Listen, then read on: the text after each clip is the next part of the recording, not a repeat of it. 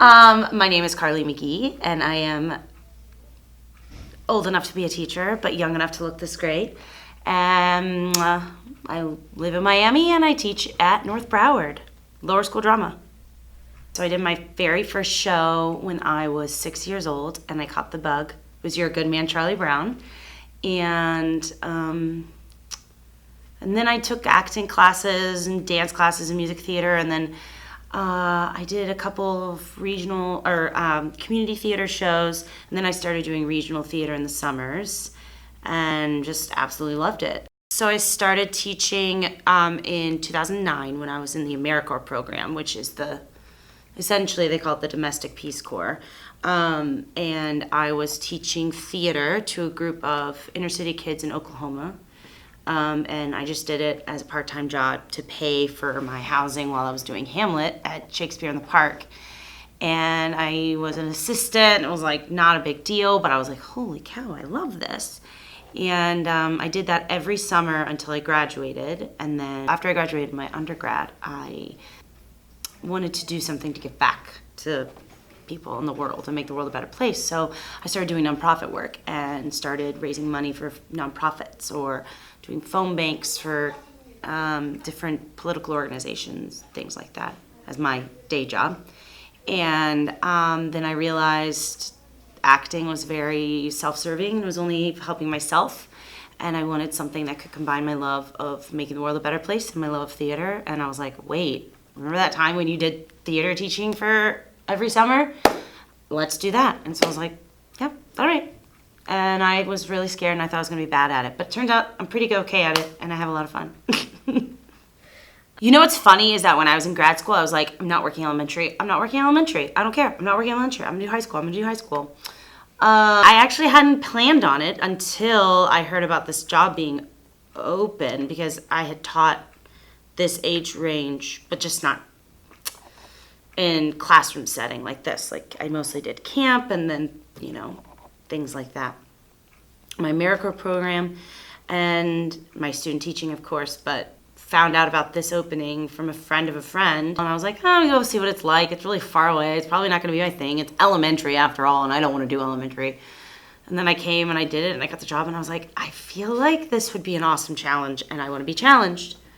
And now I never wanna teach any other grade. I've now done pre-K 3 through college, and I want to stay elementary forever. I mean, there's so many challenges about this job, but the one that sticks out to me personally is the fact that they're so young and they're so impressionable, and you never know what's going to have a lasting effect on them as a human being. And so every interaction you have with them, for me, it feels like that is the most important interaction in the world to them at that moment. And so I feel like if I'm having a bad day or if I feel off or I feel sick or I'm tired, there's no room for that kind of shortness or grumpiness or whatever, because you never know how that could impact them down the line. The other thing that's challenging is just kind of earning the trust and breaking down the walls and getting them to be like, oh, you're an okay person. And that can take a lot of time. It can take years for some people. And I'm lucky that I have this position where I see them every year until they leave elementary school. But that's another difficult part, trust. Yeah.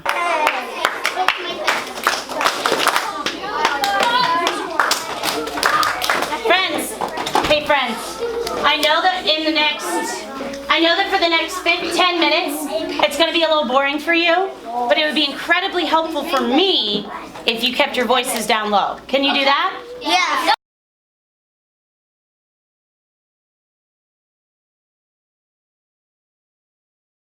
This reward about working with students for me is to see and to feel that pure excitement and energy after they leave the stage or after they perform. And they were scared beforehand, and you can tell, like, before the curtain goes up, they're nervous and they don't know if they can do it. They're scared and they're shy maybe, or maybe sometimes like they're crying. But then afterwards, the confidence that they feel and the enthusiasm, and they're like, I did something, it was hard and I did it and I did it great. And that, seeing them take control of their life and having that agency and that confidence is like, it just melts my heart every time. And that is makes it all worth it. It makes every rough night and every long drive worth it for me. I picked Miss Nelson. I look for a couple of things. I look for shows that have parts for a lot of students. It's super important. I look for shows that have a lot of music, because it's easier for the students to remember music than it is for them to remember lines. And I look for shows that fit for our student body at the time. And so I was looking through a bunch of different websites, and I found Miss Nelson is Missing, and I'm a huge fan of Miss Nelson is Missing. I have a unit on Miss Nelson is Missing for second grade, and I thought, oh, this is so perfect. This would be so cool. And then I read the script, and I was like, yeah, we're going to do this. This is going to be a challenge, but we're going to do it. So my team for the K-2 shows is assistant director, music director, stage manager. So every year, Miss Fitzpatrick is my assistant director, and she and I are a great team. We work really well together. I can bounce ideas off of her. You know, she's really, really, really good with classroom management, and she's really good at helping students make connections between what they're doing in rehearsal to what they're doing in class. So that is really helpful for me. I have known Miss McGehee for 3 years, and I can tell you she's one of the most energetic teachers that I know, and has the most patience and inspires the most confidence in her students through her career as a drama teacher. And working with her in the shows, she's also super knowledgeable about everything in theater. So I've learned so much being with her in the past 3 years that I didn't know before. And she's professional, she's kind, she's patient, and I feel like she's just an amazing drama teacher. She's also so well versed in theater and has been in hundreds of productions herself. So brings a lot of knowledge to her classroom as well.